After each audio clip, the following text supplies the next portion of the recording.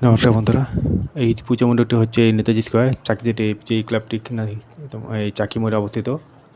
চাকি মোড় ঠিক না, চাকি মোড়টি একটু পার করে এগিয়ে এসে তাদের হচ্ছে থিম ছিল এক টুকরো রাজস্থান।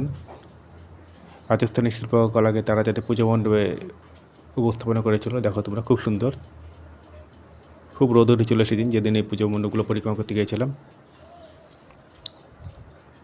দেখো তোমরা, খুব সুন্দর তাদের কারুকার্য পুজো মণ্ডপের। আমার তো ভালোই লেগেছে, তোমাদের কার কার ভালো লেগেছিলো পুজো মণ্ডপটি কমেন্ট করে জানিও। এবার ওখান থেকে বেরিয়ে আমরা গিয়েছিলাম বেলতলা। তাদের এবছর থিম ছিল আদিদেব। দেখো সেই আদিদেবের পুজো মণ্ডপ, এটা তার ভিতরের মণ্ডপটি খুব সুন্দর ছিল। আমরা এবার আদিদেবের পুজো মণ্ডপের ভিতরে প্রবেশ করলাম বেলতলা।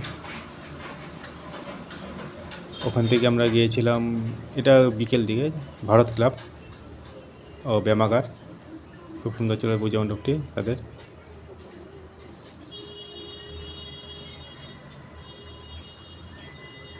দেখো তোমরা ভিতরে খুব সুন্দর তাদের পুজো মণ্ডপ ছিল। এরপর গিয়েছিলাম বিনাপানি ক্লাবে পুজো মণ্ডপ। এটা আবার সেই আমাকে শক্তির সঙ্গে পুজো মণ্ডপে চলে আসতে হয়েছিল ইউএফও দেখার জন্য আমার ছেলের অনুরোধে। দেখো তোমরা,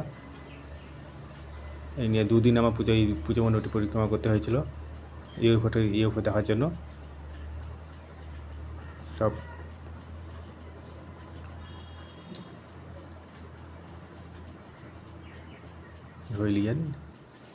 এলিয়েন থেকে সবাই আনন্দ করেছিল। আমার ছেলে যার জন্য দুদিন গিয়েছিল এই পুজো মণ্ডপে।